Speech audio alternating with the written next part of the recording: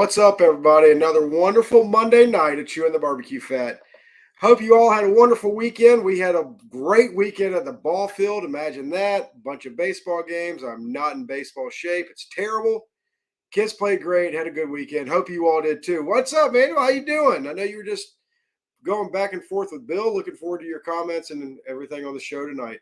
A lot of barbecue going on. I feel like we're getting right in the thick of things. It's getting good. Barbecue season's getting hot and heavy, getting strong. The cream's rising to the top. That's what we're going to talk about tonight. A lot of stuff going on.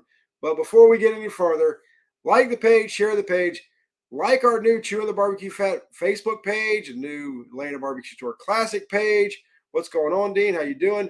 And just see if I can't get as many people over there on that page as possible. That'd be awesome. What's up, Chuck? Hope you got everything figured out on those drums. There are some good people to ask about all those drums, Chuck. If you have any questions, feel free to ask tonight. So it's going to be awesome. Man, I'm telling you what, I have thoroughly enjoyed the past 4 weeks. I think there has been a lot of information given on the chicken, ribs, pork, and brisket. If you haven't watched those, go back and watch them. Learn a lot, figure it out, because it is what it is. It's going to be great tonight. Yes, there will be deliveries to Boss Hog this weekend. I do not know the code. If my wife walks in the door, she will tell me. But yes, if you go to the website, generally there's a banner on there scrolling on there. But yes, we will be going to Boss Hog. I'm pretty sure somebody will be delivering there for us. We will not be competing though, but we will have somebody there delivering. Man, I want to give a shout out to my man Kenny O'Shields, One-Eyed Pig. Another grand this week. I mean, kind of cool. He's killing it right now. So cool to see good people do good things. But with all that being said, the question is how do you win? How do you win these contests? You know, we've gone over what it takes to win chicken, pork, ribs, brisket. What's the best way to do it? What's going on? How's everything going? Now, my question was, I think somebody brought it up in the comments last week. How do you win a contest? And that's the important question. So not only we have our best, I brought in some, it's been really hard for me to bring on people who I haven't already had on. We've had some of the best on the show already. And I looked at it, I was like, you know what? There are some guys that are just absolute winners that we need on the show. And you're going to see the guests. You've all seen it. You all know who's coming on. I do feel like I've gone out and got the best of the best. And here, let's just go ahead and get rolling with it. Mr. 7-time himself. What's up, Bill? How you doing? Great. He's going to catch up. Good. How are you, Brian? Not very too bad. Very good. Chris Schafer, how are you doing? What's up, buddy? You got the best of the best. They said no, so me and Billy are here. You know, yep, there you go. And then the other guy came on, right? The guy that the best of the best right here came on. Saying no an option? I didn't know it was an option. It wasn't. It wasn't. I thought that somebody told me this is good barbecue karma or something to come on here. I didn't know. It's guaranteed. It has been working well. It has been working well. Guaranteed 700. Guaranteed 700. 700 is for fifth place nowadays. I know, especially if you're in the South. You can 708. All right. Tell you what, we do have good cooks here in the South. I mean, I know nobody talks about that, but there are some good cooks. Yeah, I don't know about the cooks. You got good judges in the South. It sounds like to me. No. Maybe it's a combination thereof. It could be. It could be the judges. You know, judges. They're Oklahoma's awesome. One half the field got a 700 last weekend. That's where we need to go. That one in Oklahoma, they had like 15 teams, and I think 7 or 8 of them had 700s. That's awesome. That's what it's all about. Somebody said 700 pounds. I like that. All right. Real quick, if y'all don't mind, everybody knows you. If you don't know these guys, welcome to Competition Barbecue. We're glad you're joining us in this new thing, this new hobby of Competition Barbecue. If you don't know these guys, you will soon. But Bill, go ahead and introduce yourself real quick. Tell everybody who you are, where you're from, what you cook on, all that kind of good stuff. Bill Purvis, Chicken Fried Barbecue. I'm from Magnolia, Texas, which is just north of Houston. So I'm about 45 minutes, an hour north of Houston. I cook on drums. and mainly cook Texas. I've been cooking Texas a lot this year, and I've done a couple of KCBS, but for the most part, been chasing qualifiers here in Texas. Awesome. Thank you. And Sorry, been bud. listening to Brad. You know, Brad tells me where to cook, so. You don't That's need kind me. of funny. You did try to take some time off. Well, he was the hottest guy in barbecue. I did? He was No. gonna take 2 weeks off. He was going to go. He's going to go to Chris's class, I think. And I'm like, yeah, that idiot Chris didn't teach anything. He won a contest. I also told him to not go to my class. Like, what are you thinking, man? And he won that weekend. He did. Well, Chris I know, he offered won for me to the go. You come up here if you want and hang out. It sounds like it'll be fun. I'm sure I'll learn something from Chris. I was going to say, I talked to him. I talked to Brad. That's the tip number one of how to win is you got to go to a contest first. Yeah. So somebody's got a 10. Yeah, if you want to win qualifiers, you got to cook them. That's right. I was going to say, I talked Bill out of coming to my class for free. So there you go. Right. Yeah, hey, you already had his money. You're like, whatever, do what you want. I wasn't charging him. You probably overbooked. And then Brad tells me, man, go cook Mississippi. I'm going to be gone. Go cook Mississippi. You'll easily win that one. And he did. Chris is like the Delta Airlines of competition barbecue classes. He overbooks them. He can get as many as he wants. He just overbooks them, knowing the bill probably won't show up. Well, when nobody will pay for it and you give half of them for free, it makes it easy to book. That's your secret. We can't get anybody in our classes. Right. Well, you got to give some free seats out. Apparently. Honestly, though, Bill stored my trailer in between a couple of those Texas comps and took real good care of me down there when I was cooking in Texas and stuff. So I was like, hey, why don't you come up here and take this thing for free? I was going to put his ass to work, but still. All right. So, Chris, a little bit, introduce yourself. Chris Schafer, Heavy Smoke Barbecue out of St. Louis, cook on Gateway drums. Awesome. And Brad? Yep. Brad Leighninger, getting basted out of Branson, Springfield area, Missouri. Gateway drums as well. All right. So, very humble people. None of them have talked about why I have them on Let's here. start off the show lying. There isn't a single one of us humble. We might have cooked in humble. Yeah, we did cook it humble. Bill beat he was so humble about it when he did it. Bill did beat us both in humble. Right. Well, Bill beats a lot of people, so don't feel bad. That was the last time it was KCBS too. It was, yeah. I got a one-call reserve, so I was bitching to Blaine. I was sitting there talking to Blaine about it, just like, man, this place sucks. I'm never coming back here. Man, this guy, I had great food, blah, blah, blah, blah, blah. And they go, reserve, Greg, get basted. I just pointed to Blaine and just winked at him and walked up to the stage. What's funny is I one call. I think I was fifth there with one call. Anyway, we'll let you get you. Yeah, I think Smitty. I think Smitty had. Did Smitty had three? I think Smitty had 3 calls. Yeah, I think Smitty had 3 calls. Maybe he probably turned in chicken wings and bombed them. And then in true Texas fashion, there was he was third, and we were all within a point or something of each other. Yeah, in true Texas fashion too, there was like 10 teams down there with the same name, but like it had like a different ending on it. And I was like, man, these guys got 12 calls. How did they? Robert Smith was one of them, man. And they won every category, I think. It's Robert. They did, but it was they won Texas first place in every category, like that. And you had no idea what was going on. I was like, these guys smoke. These same guys going up every time, and then. They was Texan Dodge. Texan Dodge. That's what it was. Texan Dodge. All right, sorry, Brian. You're good, guys. I love it. No. Yeah, we'll let you on, Brian. No, I love it. So that's what the show's all about. We don't call it Chewin the BBQ Fat for nothing. So y'all are all winners. Each and every one of y'all are big time in what you do. You're winners in barbecue. You've been winning in the whole thing that barbecue does, right? Like Bill, you've got an incredible. Bill and Chris, both of y'all have incredible rubs going out. Brad, you've done really well in the restaurant world also, but you've also been killing it in the competition world. So my main thing I want to talk about is your winning mindset. So Chris, when you're going into a contest, what is your mindset at the beginning of a week? Like say you're cooking this weekend, you got a big contest going up. What's your mindset like? I know you might be picking and choosing where you're going, but what is the mindset of you once you get there? What's your game plan? Well, starting out that week, like my biggest thing, and I feel like I really learned this from Brad over the last few years with Jason, is like I'm going to make sure I got the best possible meat. Years ago, I would look at a brisket and be like, man, this thing sucks. I really can't afford another one, but I'm just going to take it. Well, that like those days are long gone. Like if it's garbage, it's getting cooked at the restaurant or, held for practice and I'm moving on. And man, I just go on those things, expecting to win. Like you expect to win. So when you get reserves and thirds, you're not necessarily mad at it, but you expect to win. I feel like years ago, I used to email organizers and ask for a team list so I could see who I was cooking against. And now I just email them and ask for a team count because I don't care who's there, Yeah, that's a big deal.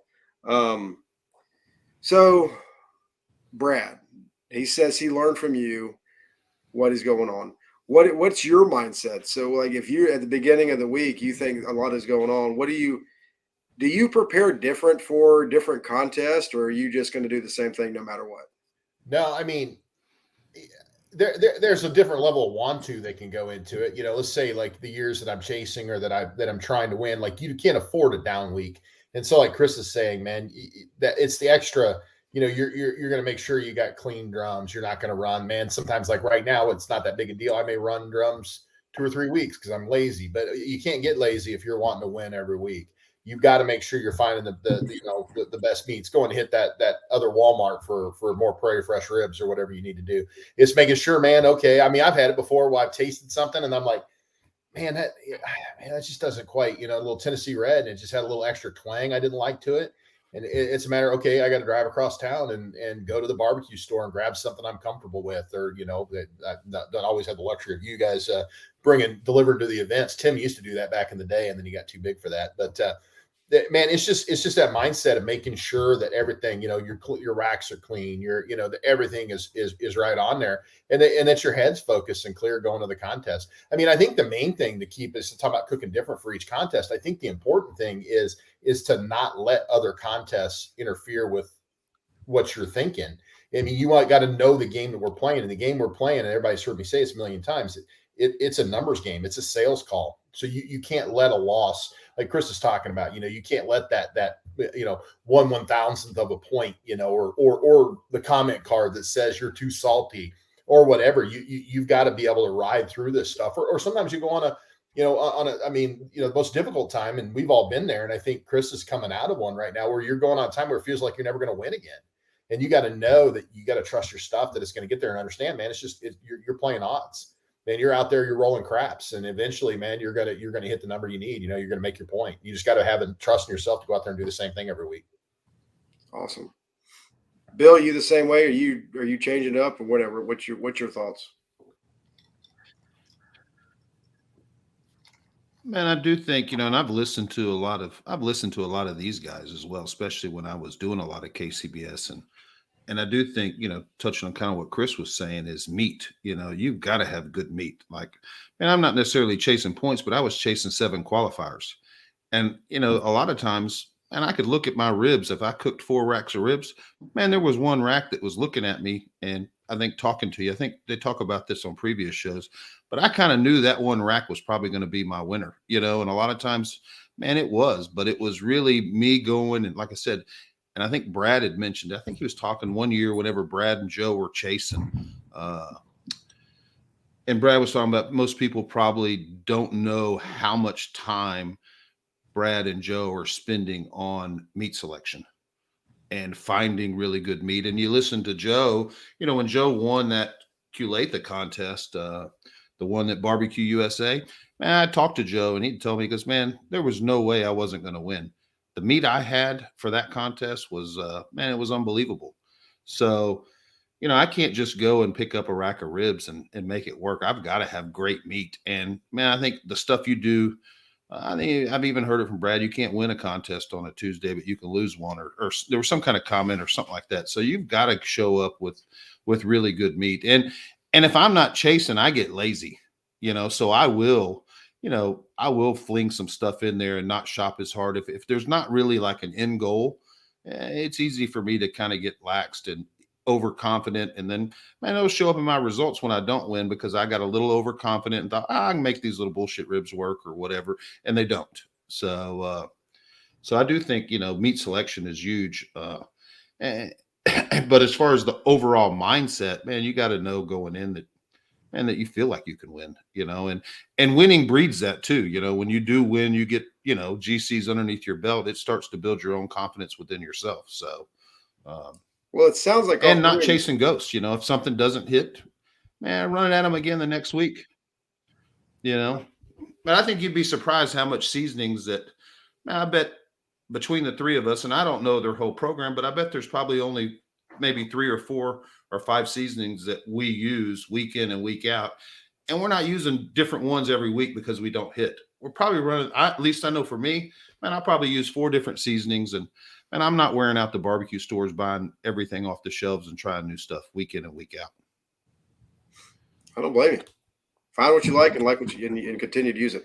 So the confidence comes from knowing that the meat that you're taking to the contest is going to be top notch, and you're going to be able to go win with that week in, week out.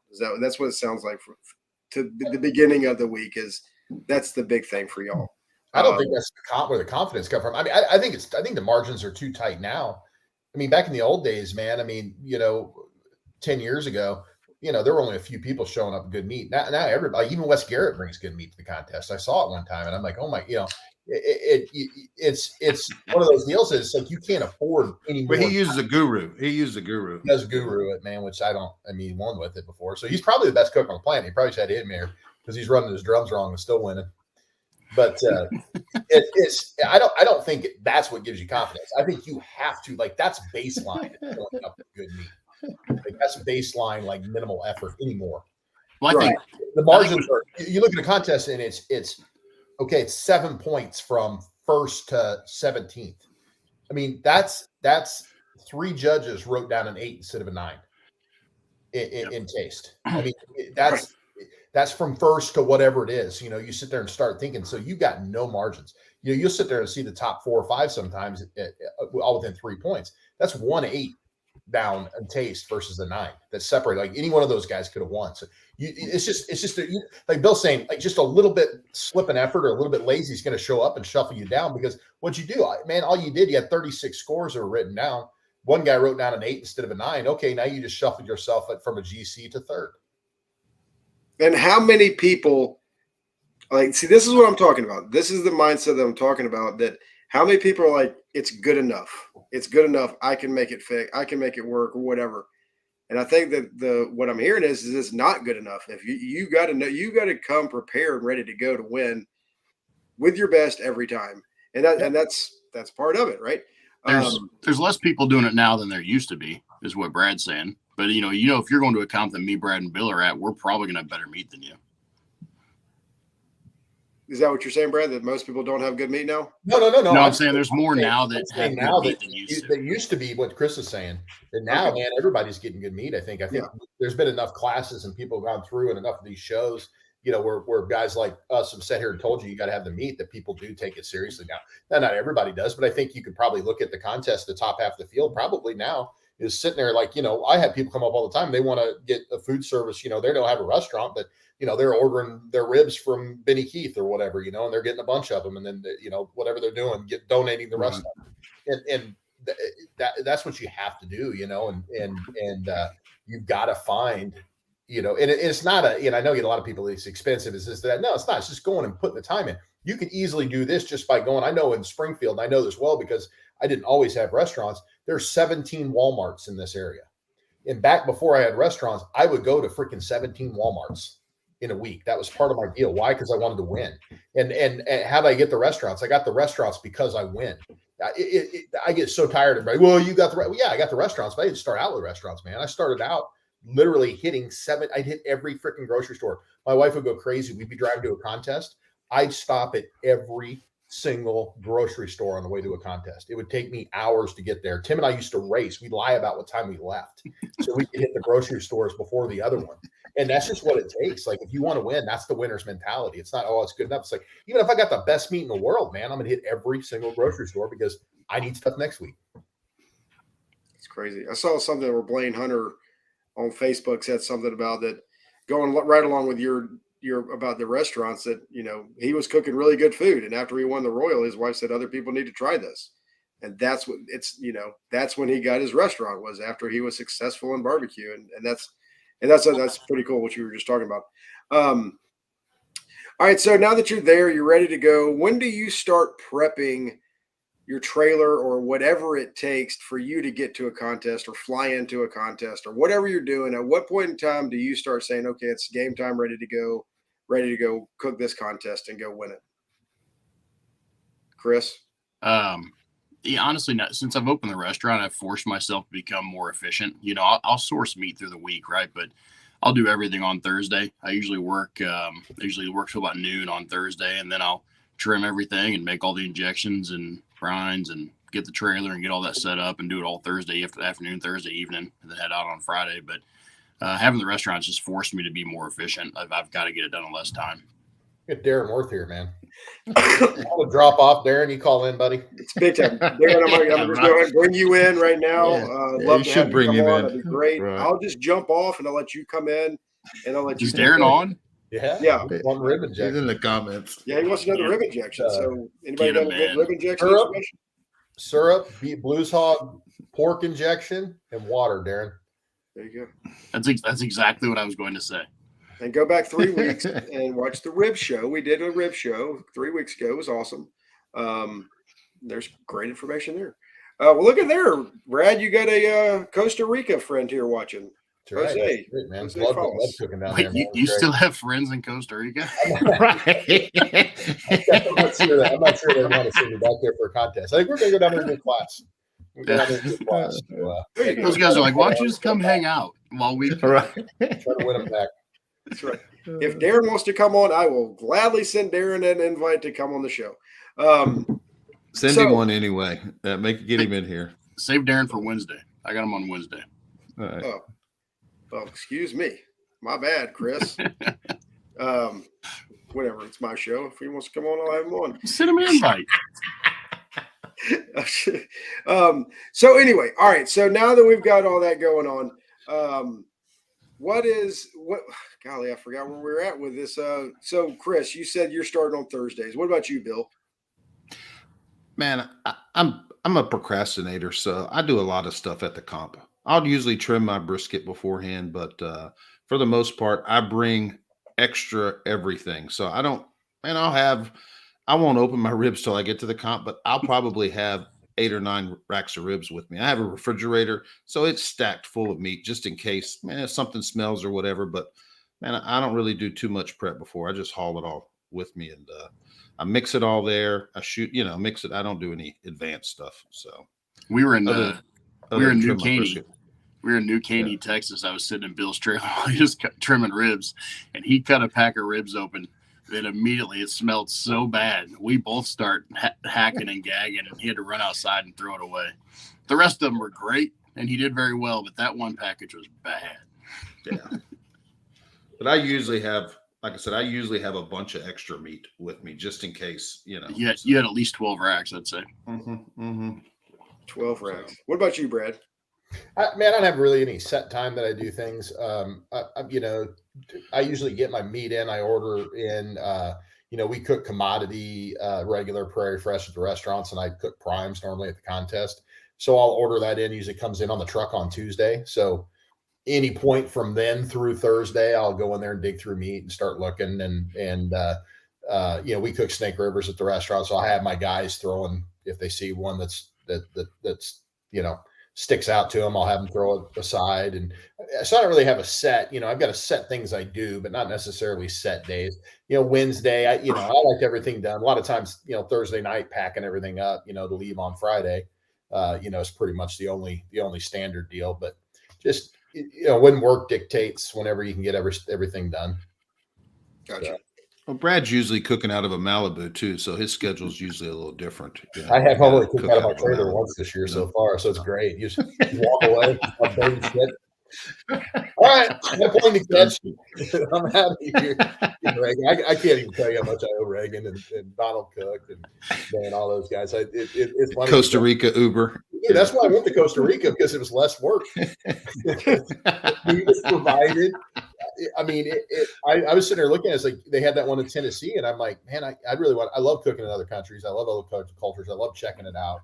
And so it's always attractive. And I'm sitting there looking at it, and I had, hooked up with a team from Costa Rica as we helped source him a drum for the Jack.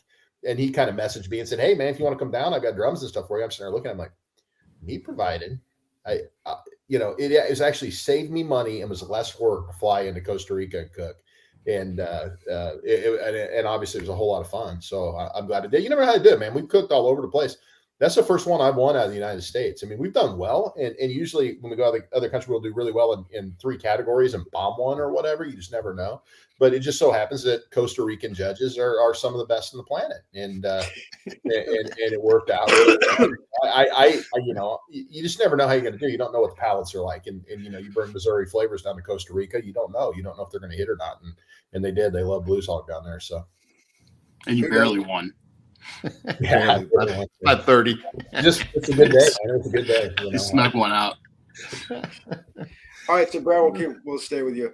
All right, so now you got everything ready. Your week's planned. You get to a contest. You get there whenever you get there, whatever.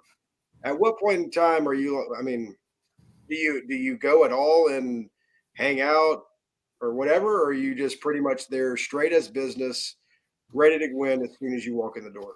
Man, it's business now, honestly. I mean, I love everything, but I was sitting there at a contest. We were in Osage City, Kansas, and I went and parked my truck, and I had to walk all the way back to the contest, and it took me 2 hours to get back. I was going to go eat dinner with David McAllister, and he's sitting there texting me, "Where are you?" I had so many people stop me. And it's not that I don't love talking to all of them. I do. I love talking to every single one of them, but man, it's just like, and I never thought it'd be this way. And it's just leaving the trailer. When I do it, it takes forever. So I generally, man, on Friday, I'm in, I do my stuff. I'm there for 4 hours. I don't range out too far. If somebody wants to come see me, please do come on up and see me. But it's just, people got stories and I like to tell stories, and it just takes me forever to walk through a contest. So I generally kind of stick close to home base and kind of talk people there. But man, I got a set thing, man. I simplify. You guys, people taking our class, I'm in a contest for 4 hours on Friday, and it's put the chicken in the brine about 2, and right before the chicken comes out of the brine it for 4 hours. Right before the chicken comes out of the brine, I shoot everything up and then clean my chicken off and put it up, and then I'm out of there. So. Yeah, then that's right. I look like a 3-year-old, like one of those little fat 3-year-old babies. Put some glasses on and shave. I would be able to sleep right through. It's a good idea, Robert. It's awesome. So the struggle is real, right? Like I'm telling you guys, we had the winners on, and the struggle's real. One day. Bill, what about you? Once you get to a contest, I mean, because I've been in plenty of contests with you last year when you were doing your tour over here on the East Coast. I've noticed you get in there and you stay in your trailer and you're working hard and you're getting ready. Is that something that you like to do, or what's your mindset when you get there? Yeah, I mean, like I said, I don't really, for the most part, nothing's trimmed. I'm usually trimming stuff and mixing injections and doing all that. And granted, I like to go out to dinner too, so I'm usually looped into some dinner on Friday night. And but I'll shoot my stuff pretty late. I'm not, I'm not real religious about what time there's nothing really structured about it. I just kind of go with things, but I really don't leave my trailer much, and that's usually during the cook as well as Friday night. I usually got plenty to do on Friday night, and half the time it's, I'm a night owl by nature. So it's usually 9 or 10 o'clock at night where I'm shooting my ribs or shooting my brisket. Cause I've been busy jaw jacking as well, whether it's people coming up or we went out to dinner or whatnot, but man, as long as I get my stuff done before midnight, man, I'm usually pretty okay. And there's been times where, man, I'm on a double where I've had to do it in the morning, where there's just too much stuff going on, too much stuff to do. And man, screw it. I'll shoot those ribs in the morning. And man, I haven't really noticed that big of a difference, but I do like to get it all done beforehand. KCBS, I try to build you got to build your boxes and all that. So I haven't really done any flip boxes or any of that just yet, but just kind of, it stays pretty busy on Friday for me for sure. And I'm at my trailer and I'm not signing autographs like Manuel and all these guys are saying. So apparently you have a Schafer sponsorship. So that's pretty awesome. We charge $5. Duck fat. Yeah. He charges $5 for a signature. So, what about you, Chris? I'm pretty structured, honestly. unlike Bill, I show up with everything done. I'm never gonna show up with meat to trim unless it's like I've had an oh shit moment with a brisket and I gotta like power thaw one out on the way or something like that, But like Brad, I brine chicken about 4.5 hours usually, so I like to get it about noon. As soon as that's done, I'll make boxes and usually got a couple hours to hang out with people. And like 4 o'clock, I'll shoot everything up, pull the chicken out, and I'm pretty much good for the rest of the night. So I like to, these guys go to dinner. I generally hate going to dinner. It takes so much of the time, and usually you're at a table with 12 other people and you can't talk to anybody anyways. And I don't got Brad money to spend on dinners. So he's shaking his head. Dinner, it's usually just me and Joe. And we usually invite you, and you have like a potluck, like a SLBS potluck going on that you got to go through your burger. He's been talking about this for 3 years. 3 years now. This potluck. I wasn't invited either, Brad. I have to go. Joe and I have to go eat dinner. That's it. And now Joe doesn't even eat anymore. It's not even any fun. We go to eat and you feel bad because Joe eats like a bird now. He just sits there and takes a couple little bites, and you're sitting there housing your whole molcajete, So they're going, you're like, what's wrong, Joe? No, you saying you feel bad. You're like, God, I got to slow down. I got to watch my weight here. Yeah. Well, Joe, he's another one we could have had on tonight. Great guy. Yes, Joe had to get second. Is that too soon? I couldn't believe that one sitting there, man. No, Joe's been awesome. He's going to get second to Memphis here in a couple weeks, too. Okay, so are all of y'all going to Memphis in May? Yeah. We're going. I think so. Yeah. I think so. Yeah, we'll be there. Yep. What do you got? Whole hog? Pinkertons. Oh, I got you. Okay. Yeah, whole hog. So nice. Yeah. I had a buddy. I'm doing the poultry entry. Gotcha. So had a buddy ask when I was going to Memphis in May. I said I was going with the Blues Hog. He's like, "Oh, you're cooking with Blues Hog?" And I said, "They're not going to let me touch a single piece of meat, but I am going." We got a lineup, man. We're like the dream team or whatever. But the dream team like 10 years later. Yeah, my invitation's coming, right? I'm not in charge. I'm not in charge of invitations. I'm kidding. All I do is cook. I'm kidding. That's all you got to do, Brad. That's all you got to do, Brad. Go cook and go win, right? I had to email one of Brad's assistants to get an invite. She was pretty hesitant. Don't know why. Didn't know who he was. He only said yes because he thought it was Joe. Oh Lord! I always all right, so back I'm like the dollar store Joe. So, hey, well, good. We're the dollar store barbecue show, so that's going to fit right in. All right, so back to the contest. Food's cooked, everything's done. You got going. At what point in time are you, or I shouldn't say the food's done. Food's on the smokers. At what point in time are you thinking about the boxing the meat, the way you're going to turn everything in, what you're needing to do? Are you making changes? What's your mindset throughout the cook to go win that contest? Bill.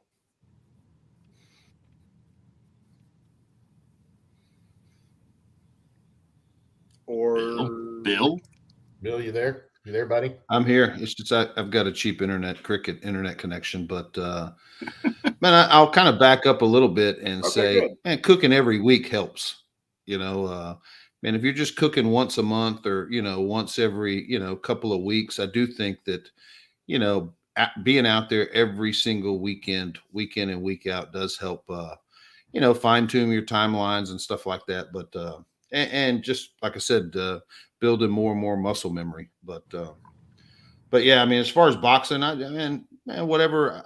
I don't really have a strategy as much as probably one of the things I learned from the hot and fast class was taste all your food. Beforehand, coming up, I don't think I would spend a lot of time tasting my food, and with tasting everything that you can taste to figure out what goes in the box. If it's not any good, don't stick it in the box. And I think that applies for CBA, for any of it. Man, you want to put the best food you can in the box. And so if I cook 4 racks of ribs and I only like 1 rack, man, they're only getting 6 ribs, and 5 of them are probably coming out, or 6 of them out of that 1 rack. And the same with pork. If, I think me and Brad were down in Alabama, man, I only put 6 pieces of money muscle. think we were texting back and forth. Brad left before awards. I think he ended up RGCing it, but I was like, man, I had to scrap everything and only put 6 pieces of money muscle in the box, and it worked. I ended up getting, I think, 6th place or something. But yeah, if it's not any good, I don't stick it in the box. And that plan doesn't really happen until I'm on the cutting board tasting stuff. So, Gotcha.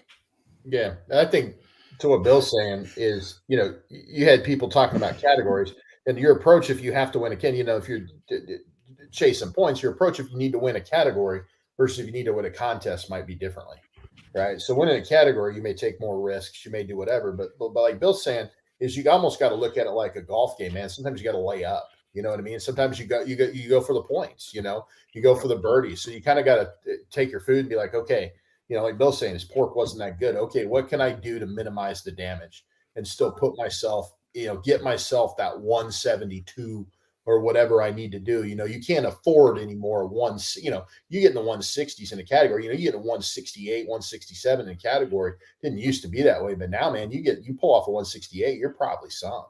So what can I do to sit there and take that, probably something that should be in the upper 160s and just make sure I minimize the damage on something you miss on? I think that takes discipline and just experience and a different mindset than, okay, if I'm trying to, man, I'm going to a contest and I'm going to win chicken. Okay, well, I'm going to run some stuff I wouldn't run, or if I'm going to run, and then also sometimes you go big. You're sitting there saying, okay, I can score. Man, like the perfect example is down there in Texas. I call that box the Big Ugly. I'm sitting there and I have just amazing pork, and I put everything I had. I mean, that box probably weighed 15 pounds.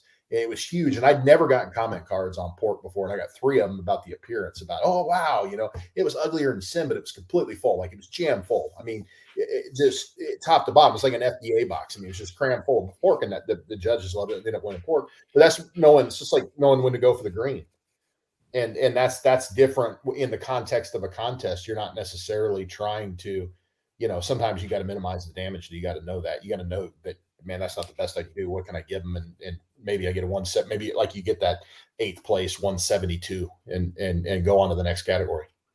So that's exactly what I'm trying to get at. So if you're cooking and you see something happening that you're like, oh, this isn't exactly what I want or what I planned on happening, do you have a plan of how to fix things? Or what do you like? At what point are you like, I got to go, instead of trying to get a 178, I just gotta fix this, or I just got to just make it okay. Like at what point in time are you looking at that? Or is that anything else of just on the cutting board?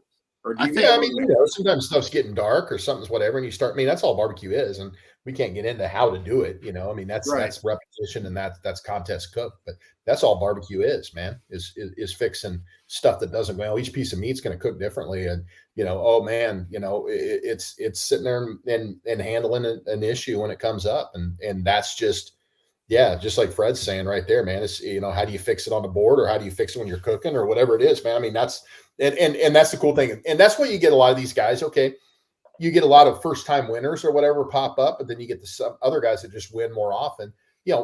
If anybody has a good day, like there's enough classes. So you go to Bill's class, you go out and do everything Bill taught you, and you have a perfect day, then you are going to win a barbecue contest. But you're going to be inconsistent. So you get these people get frustrated because they won a contest. Now they think they're winners. No, you had everything go right that day. The question is, how do you do it every single week where, maybe 30 cooks a year, you got 10 of them that go right. The other 20 of them, you got to fix something and get yourself put back into the game. And you always have to set yourself up. You're not going to win every contest, but you need to turn in 4 meats. So when the judging lines up, you hit the tables you need to hit, you win that contest. There's nothing more frustrating than you hitting the tables you needed to hit and giving away that contest because of something you did. You just can't afford to do that if you want to be a winner. You got to minimize that. So you need to be able to put in the 4 entries you need to put in. So when the stars align and you hit the right tables, you win that contest. You can go look at like Brad's scores. Last year through the summer, Brad had a couple GCs, and he had like 9 RGCs or something, like an insane amount. But you go look. I mean, he would hit awful tables and finish 3rd, and hit awful tables and finish 2nd. And that's when you're like, all right, this dude's going to start getting some tables and just destroying everybody. It's the cooks out there that when they get bad tables, they finish 28th and they want to blame the tables, but it's not the tables if you're 28th. Yeah, the tables are part of it. People get so mad and they get, man, don't even worry. Like, that's the best advice I could tell you. Don't worry about the damn tables. You can't control it, man. You know, you control what you can control. The tables are going to, I don't give a crap. Everybody's getting seating. The seating program is still bad judges. This judging's still subjective. We're talking about Bill's talking about how, you know, he's not regimented, and somebody sits there, and I've had people argue, well, what temperature you take chicken? I said, well, man, I don't even temp it. Well, why not? Because I don't think there's a right answer. I think some people probably like chicken at 195, and I think some people like chicken at 207, and I think there's a spectrum in between it. So there is no perfect temperature. There is no perfect time to inject. There's no perfect amount of seasoning. There's no whatever. It's subjective. And anybody that's sitting there, like, I can tell you, if you are caught up thinking about tables, you are a loser. Yeah, we're in here talking about it. Do not think about tables, because you're going to hit bad tables. You're going to hit good tables. It doesn't matter any of that. What you need to do is control what you can control. That's put 4 good entries on the table. And if you're doing that consistently, you will win contests. I will tell you, the only time to worry about tables, in my opinion, is if you're winning them or not. if you get your sheet and you've won 4 out of 4 tables and finished 8th place, like, all right, cool, I did my job. Like, go home happy. And even then, but sometimes you go to places that don't like your food, and you turn in good food, and maybe okay, man, I've had that happen where you got 5th on all 4 tables. It's okay. Like, that place didn't like it. Those judges didn't like my food. They don't have to like your food. Somebody else can win a contest. Somebody else is capable of winning that contest. It's all right, man. It's not that the judges didn't like, you know what I mean? They just didn't like what I turned in. They didn't like my style. I got fit, but don't panic. I know my stuff wins. I'll go on to the next one. Roll, turn the page. And if you're sitting there, sitting there thinking about the tables all week, man. Oh my God, Chris died. You all right, buddy? You okay? I mean, Brad, you just blew his mind right there. I don't know what just happened. I get tired of it, because look, Brad was going we all know so judging is signed up for it, and people think we're going to fix judging. Look, man, they don't look at boxing in the Olympics. They can't get that shit right after 2,000 years. You think they're going to get barbecue judging right? There's going to be bad judging. There's going to be good judging. There's going to be judges that don't like your food. Just accept it and move on, and then control. I have had this conversation before with a lot of my friends, and I pissed off a lot of my friends. Whatever, it is what it is. But I'm like, guys, it doesn't matter what the judging on all that is. The cream always rises to the top. I mean, the best teams are going to win no matter what. It doesn't matter. Don't worry about it. Go cook good food. And then, of course, I get to be the bad guy. But I just go cook your cook, and all the rest will work out. The reality is, if you cook enough or practice enough, or however you want to put it, to be consistent every week, you're going to win a lot of comps. Like, if your flavor profiles are not offensive and most people are going to like them, if you're consistent where you can turn in 4 great meats every week, you're going to pop a lot of comps. The problem with a lot of these teams now is that, like they said, when something goes wrong, they don't know how to fix it. So they're not consistent every week. So they're going to win some, but they just don't win every week, like, say, Brad will when he gets on his heaters. You know what I mean? Because he's going to turn in the same 4 great categories pretty much every weekend. And I don't. I mean, I even know. And a lot of times it's in retrospect. You know what I mean? You think you're turning them in, and then you sit back. And I'd be honest with you, man, the judges get it right more than they get it wrong, I think. And because you sit back there and you're truly, truly critical of your food, and you sit there and say, and maybe you don't agree with them, but you can see it. You're like, oh, man, okay, maybe that was a little, maybe, and I take my, oh man, I took that really the ragged edge of tenderness, and that's what's been hitting, or I've been putting a little tight because that's what's been hitting. And you get hit tenderness and you get mad about it. It's like, well, okay, maybe it was, a touch tight, maybe it was, or whatever. And not every, and another thing on Facebook, man, pretty barbecue does not win. Ugly barbecue wins barbecue contests. So people that post their boxes says, I can't believe this got a, whatever. Now, you can about appearance, and you can look at that and say, oh, man, you got a 7 in appearance on a beautiful box. Yeah, bad beat. That sucks. But that's still only 1 point. That didn't cost you the contest. The rest of the stuff is ugly barbecue wins. You can look at boxes all the time. I can look at chicken boxes all the time. That wasn't cooked. Why didn't it score? It's pretty. It was not cooked. And that's just, I love that. I love seeing that. Now you are talking about the guy that makes the best pictures of barbecue. Everybody, Bill's pretty barbecue wins, but we're not all Bill. Yeah, he is the king of pretty barbecue. The king of filters. Make it look pretty. Chris sent me one of his, and I sent him back to him after filter. Wow. I sent him a straight on box picture All he did was put it in an angle and like auto enhance it or whatever and send it back. I was like, God, dude, that's like the best looking box I've ever seen. And the one I sent him looked like junk. Whose was that box? Is that mine? Yeah. I was like, damn, Bill, did you turn that in? He's like, that's your box. Your box. Smooth it out for you. All right. So I guess I love what y'all are saying, and it's why you're the best. It's why you're doing what you're doing. It's the time, the effort, the mindset, what you're willing to give up in order to be the best. And that's what you're doing. So at what point did you know because I would say this, most people aren't at your level, right? Majority of the people out there are not at y'all's level, right? What are we supposed to do if you're only going to cook some, just don't go in there with a mindset of winning? Or what do you think that mindset should be for somebody who cooks 10 to 12 contests a year? What do you think their best bet going into a contest should be? What would it look like for you? Or when did it change for you, I guess, would be another question. But at what point is it, I've got to go in there and do the best that I can and try my hardest? When did it turn for y'all, I guess, would be my next question. I'll take this because I know like the exact point. In like 2018, I was cooking quite a bit, and I took Brad and Tim's class the second time to learn how to like finish and things. And I remember a sidebar conversation with Brad talking about winning percentage and how winning is like a math problem, right? Any of us can go to barbecue data, pull how many comps we've had, how many we GC, how many we RGC, and get our percentage. I GC and RGC about 30% of my comps. So I know over a year, 2 years, 3 years, about a third of them I should get a GC or RGC. If you go pull your percentage and you're a 10% guy and you're going to cook 10 a year, it's like success is maybe one win. You know, you can't look at a guy like Bill getting 7. He might end up at 8, 9, 10 this year and be like, man, why can't I do what Bill does?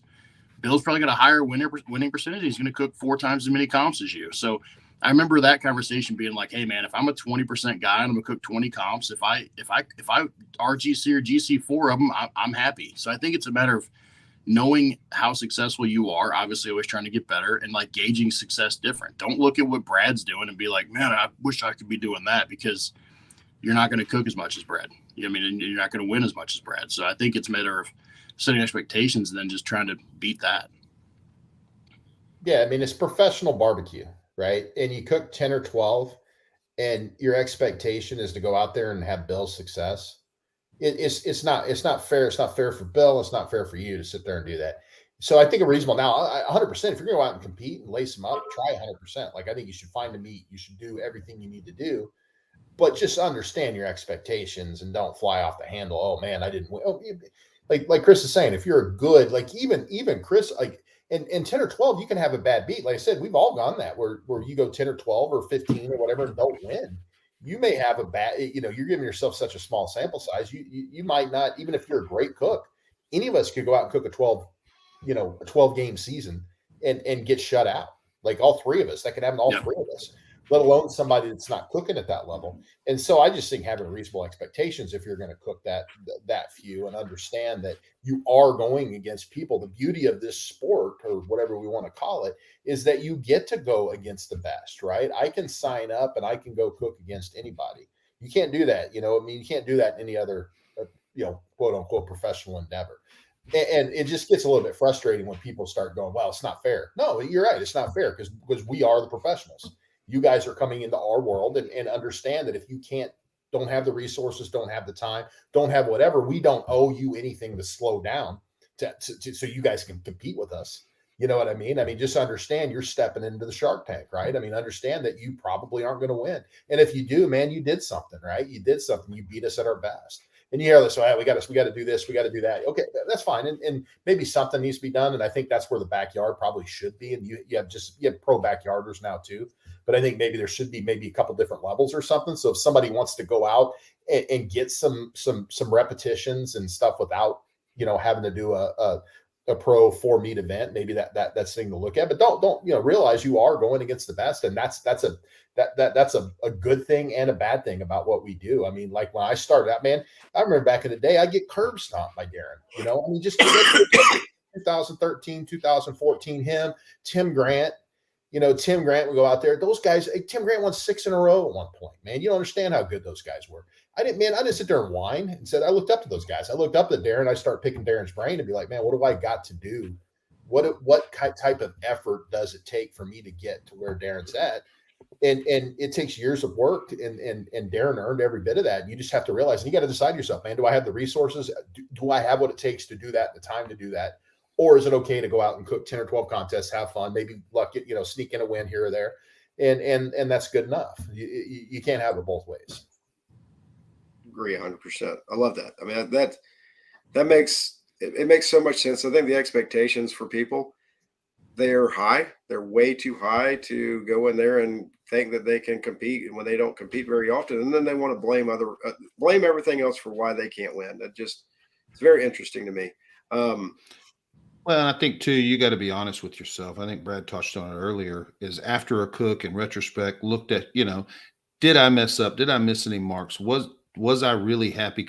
Was that brisket was it too sweet? Last week I cooked, I got a 5th brisket and had a comment that it was too sweet, and man, probably agreed with me. I probably thought it was a little too sweet, but man, I kind of spot that, the day after the comp when I'm looking at it. I mean, so just being honest with yourself about what you're turning in, and then listening to people. There are a lot of people giving advice at comps, around the campfire. Man, I think you guys do a lot of shots at 922 shots or whatever. There are people that will, give you a lot of advice, and I would filter that advice. I wouldn't run someone else's chicken program unless they're winning, because there are people that are losing that'll tell you what to do in chicken, and it may not be what you need to listen to, So, and I've seen that from some of my friends. Hey, man, I'm going to run this guy's chicken. I'm like, why are you running his chicken? That guy never walks in chicken, So, filter who you're taking advice from. So it was too nice. I let him run it. Yeah, no doubt. You get that from location to location, right? You have somebody come up. You always got to watch your sources. You'll go up to wherever, and oh man, they really like honey here. They like it really sweet. And then you're sitting there thinking about, and you hear it from 2 or 3 people, and then you step back and be like, wait a minute, what am I doing? No. Good food wins, man. Make good food. Don't turn something in because you heard a rumor that it might work where you're at. Turn in what you know will score. I saw you popped Fred's comment. And if you don't know, if you're struggling to meet, man, find somebody that's doing well, take their class, and that's. I mean, I took the hot and fast class. I didn't know anything about KCBS chicken when I started doing KCBS. I mean, I cooked brisket and had some results early on with ribs and brisket and KCBS, and same with pork. But man, the hot and fast class and kind of dialed in on what these guys were doing, and man, it helped out a bunch. So, if there's a meat you're actually struggling, I'm turning in chicken. I didn't know what I was doing when I first started with chicken. And it's turned around, And I understand the difference between struggling and winning is a very fine line. It's not that your food's no good, man. Like you get straight 8s and something, you got murdered, right? I mean, you lost, somebody do the math on me, but that's really good. You know what I mean? I mean, it's not that it's bad food. It's not the judge took a bite. It's like, oh man, that's terrible. They didn't. They just were like, it wasn't quite up where it needed to be at the best level. And so just understand the margins you're getting. If you do get a 165 or whatever, man, it's you probably maybe got a 7 or 2, maybe you got a lot, 8s, and you're not far off, man. It's just little. The margins are so thin from bottom to the top that it's just little differences. And they're not saying, oh, your food. No, your food's fine. It's just a tick off, if that makes any sense. I don't know how these guys judge this stuff anymore. I really don't. I mean, I think it'd be an interesting podcast to get these guys on here and figure out, classes and barbecue league and everybody. And it's just like, man, how do you even judge this stuff? Like what are the minute differences that make you write down an 8? And I think I've said this a lot of times. I don't think the judges understand the weighting of the scores. Not all of them. I think some of them sit there and it is the same, right? And they're sitting there going, man, they get Chris's box. And like, man, that was pretty good. It's really good. But 9-8, 9-8-9. And then they go in there and they take a bite of Bill's chicken next. And they're like, wow, man, that was pretty okay, 9-9-8. And they don't realize that they just gave 2 radically different scores. Yeah. Right. And I bet that happens a lot where they're just kind of sitting there writing down 9s and 8s and because all the stuff's so damn close. I also think a lot of times they'll write down an 8 for taste because you miss tenderness. Like I think taste and tenderness track a lot of the times. And in their mind, if their brisket's a little tough, it's like you get an 8 in both. They don't realize they're taking like 4 points from you, you know? Yeah. Right. So go back. Well, I got something else to say, but you were going to say something, Chris, about I threw Fred's comment up. Oh, well, Fred said something about just being willing to do kind of what everybody else isn't willing to do, And Right. I don't know how much Bill or Brad practice. I still practice when I think I'm off, and I think that's one of those things. If you're going to cook 10 or 12 comps a year, don't be afraid to practice quite a bit. I cooked 2 comps earlier this year, and I wasn't top 10 in either one of them. And then I was like, all right, I'm taking a month off. I kept joking about retiring. And the Tuesday before I went and cooked that first comp, I did a full 4 meat practice, and I was like, I'm just going to do a full 4 meat, get dialed in, and run this weekend. And I went that weekend, had a really great cook, and I've had a couple good cooks after that. But I truly think that if I didn't decide, hey, on this Tuesday, I'm going to cook all 4 meats and make sure I'm dialed in, I don't think I would have been going into that weekend nearly as dialed in as I was, And a lot of people aren't willing to do stuff like that. 100%. It's how willing are you to put the time and effort in to be the best, to be a winner, to be all that? Or are you just wanting to go in there and hope for the best and then complain that you're not a winner? Seems to be the kind of what I'm taking out of this. Do y'all practice with the same meat that you would cook at a contest? Yes. I don't think Brad practices anymore. I have never practiced. Well, it's one of those things you come back to cooking like 10 comps a year. It's like if you only cook 10 a year and Brad cooks 40, it takes you 4 years to get to 40 briskets. And when you get there, he's at 160. Right. You know what I mean? So when you cook as much as Brad does, or Bill does, or as I have, it's hard to get practice because you're practicing every week. Right. Yeah.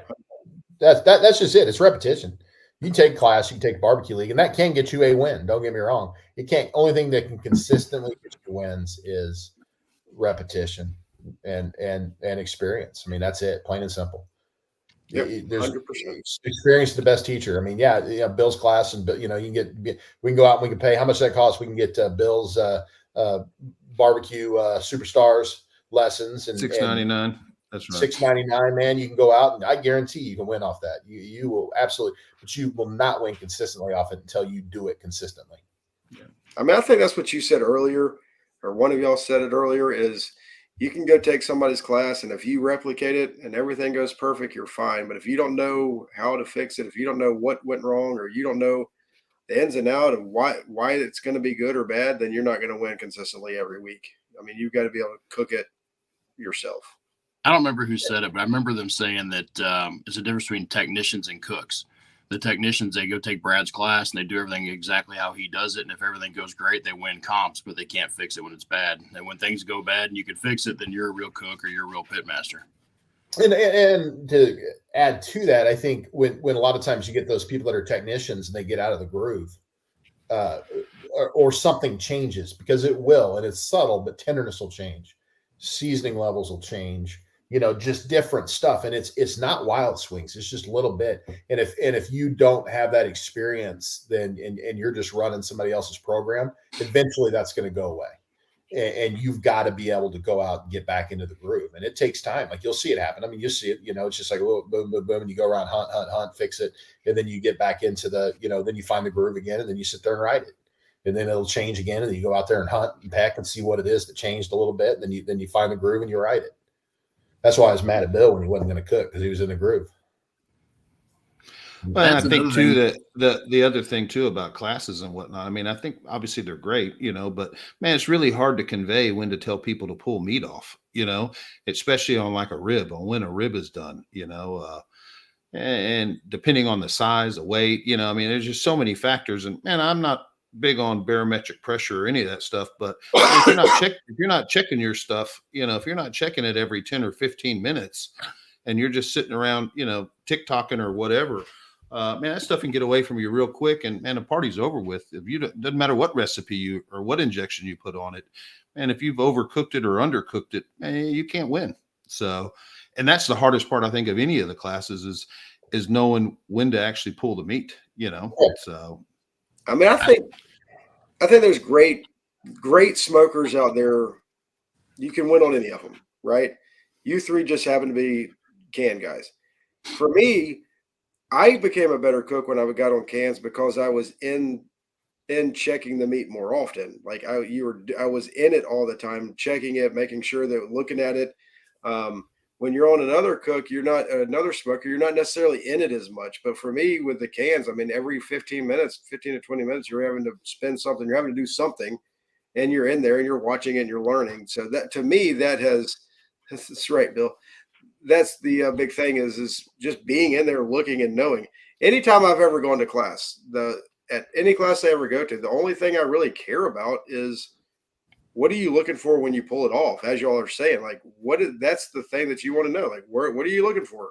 What is it that you want to know when it's done? All the rest of it, whatever. But knowing the tenderness game for me, has been what has made me a better cook, right? Is the tenderness aspect of it. And people ask all the time, what is it? What is it? What is it? I'm like, you got to know the tenderness. If you can't hit the tenderness, we're in trouble. And that changes. And what Chris alluded to something earlier that, with meat we're cooking is super marbled in general. And you have to cook it. Like if you're cooking a Duroc rib or something like that, or pork, you've got to cook it to a certain point to get it rendered so the flavor's right. Otherwise it's gummy and the flavor's not right. So what'll happen, man? That tenderness will change. What do? Don't cook Duroc pork for a little bit, right? You may have to back out. When things get tighter, you may have to change the marbling in your meat because you can't get it rendered enough for it not to be fatty or whatever it is. So in my mind, if your tighter food's winning, you want to have less marbled food because you don't have to take it as far to get that fat rendered out where it's not, you know what I mean, where it's not greasy and gummy. I mean, it makes a huge difference. And the marbled meat that we cook when we're cooking it, you have to take to the ragged edge of tenderness. And if you miss, and a lot of times you'll get that, man, I say it all the time, I get a 7 in tenderness. Man, it's the best pork I've ever cooked. I got a 7 in tenderness. You know what? The guy's 100% right. A 979 or a 997 is probably what I should get in pork all the time.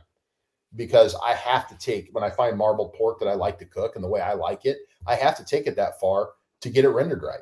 And technically, by KCBS standards, it's overcooked. By real standards or in the real world, no, it's got to go that far. Otherwise, it's not as good. If I don't take it that far, what am I going to get? I'm going to get a 989 or a 979. You know what I mean? I mean, it's just, but, good thing there's enough judges that miss it and give me a 999 to get away with it.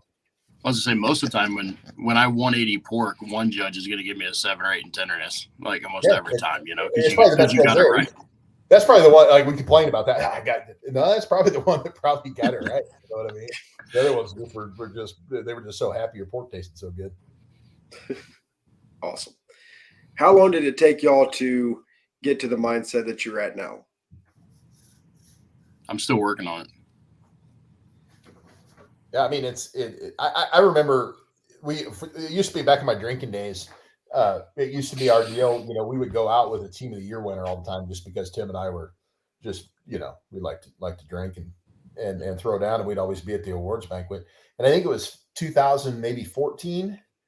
And we were in I believe it was Nashville, Tennessee, and we're out with the True Bud boys. And it's the first time Tim Grant, like I never really thought about it. I'm just sitting there and I just come off of pretty good. For me, I got 2 or 3 wins, and it was only my second or third year. And I think I had 3 or 4 wins, maybe, or something like that. And I'd done pretty good chicken. I had 5 or 6 chicken wins, and I'm sitting. And Tim Grant, we're sitting in a bar and having a drink. And Tim Grant looked at me. He's like, well, what are your goals? Like, what's your long term? What are you trying to get out of this? And it was so profound to me because I never really thought about it. I never put down a goal.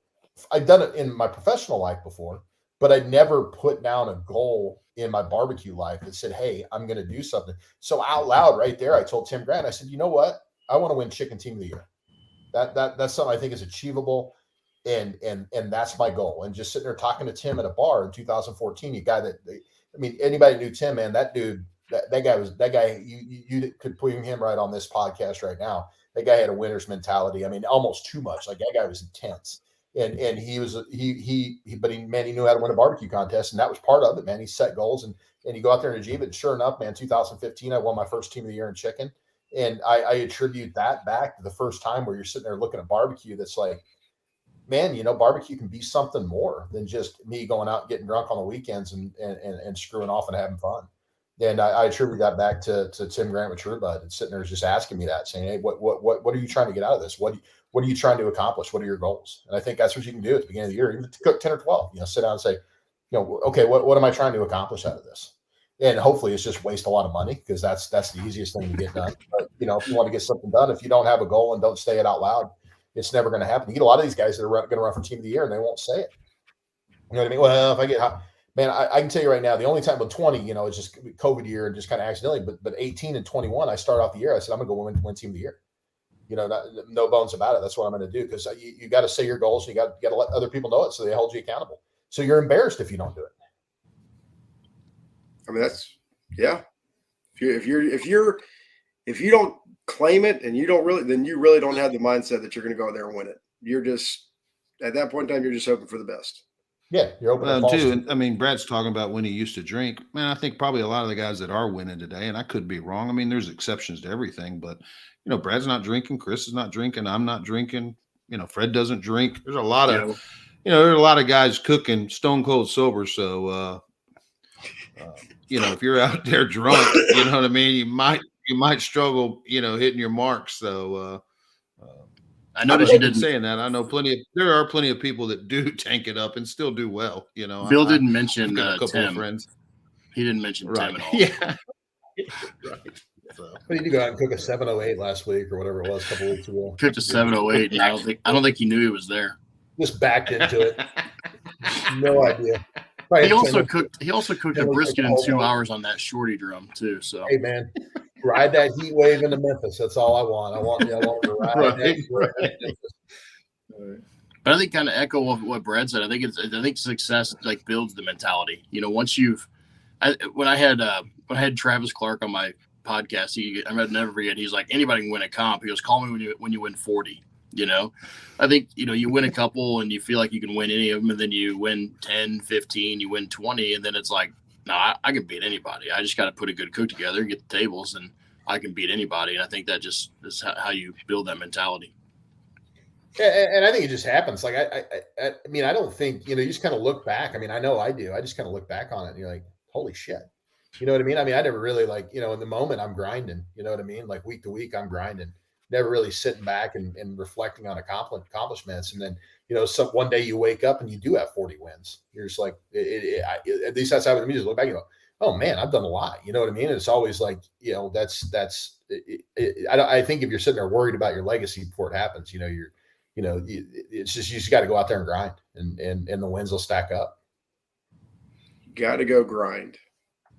That seems to be the video game sitting out there, gotta go get the grinding in, man. That's how you get the experience points. Exactly. That's the word. Hence rib grind. But anyway, we do have to grind it. There you go. All right, guys, it's been a great show. We're way over time. Sorry for keeping everybody up so late. I know we're past everybody's bedtime, and you're going to go back tomorrow and watch this and love it. It's been a great time. Real quick, just to end the show, Bill, is there anything that you want people to know? How's CBA doing? How's your rubs doing? What you got? Anything good? Man, everything's great. Everything's great. CBA's rocking and rolling. We got events every weekend. So I'm mostly staying in Texas, but CBA's good. I think Brad mentioned earlier, I don't know if it was maybe before, but I think I'm going to do a pork video for the barbecue league. So that'll be being filmed some point. So, but yeah, no, it's all good. Awesome. Chris, what about you? Things are good. The restaurant's staying busy, which means I'm constantly dealing with staffing issues. I'm sure, as Brad knows, but busy is a good thing. Rubs are good. It's all good. I mean, I'm not chasing this year, which is a lot of fun, honestly, getting to pick where I want to go and not feeling like I have to cook, feeling like I get to cook. So, just having fun cooking where I want to cook. It's been good. Awesome. Brad? Yeah, man. I mean, you know where to find me. Getting Basted, obviously, the barbecue league. Super excited to get Bill on there and do some stuff, man. He's done some stuff for us in the past, and man, he's as good as it gets, obviously. And we also have coming out something to be excited about. We did have cameras on Tim Shear at his win in Washington, so we do have. Awesome. He somehow won ribs there, probably my recipe verbatim, but he somehow won ribs there, and we got that all on camera. So that will be coming out here in the next month or so. I just got it in. So if you're not in the barbecue league, get in the barbecue league because you're going to want to see that shit show. That I promise you. I just got the link to download it. I'll probably watch it tonight just because it's like somebody sending you a footage of a train wreck, and you're like, man, I gotta watch it. Check it out. And I'm going to say it here so I can hold Brad's feet to the fire. Me and Brad are at some point doing a gas station roller dog review video at some point. We are. We always hit the roller dogs on the. That's why we're in such good shape. Because it was good and bad because during COVID, some places didn't have them. So Chris and I would kind of phone ahead when we were going home from contest. Be like, hey man, the lugs off of Interstate 55, the roller dog stands open. You're like, oh shit, I got to get diesel there, so give me a dog because they, you didn't. It was the state to state whether they'd allow the roller dogs during COVID. So yep, you never know. They're back. Well, guys, thank you so much. Hope you all learned something tonight. These guys are the best of the best. They're good at what they do. Learn, listen, go back and listen to it again. There's a lot of good information in here. Hope you have a great week. We will see you next week on Chewin the BBQ Fat. Have a good one, everyone. See you guys.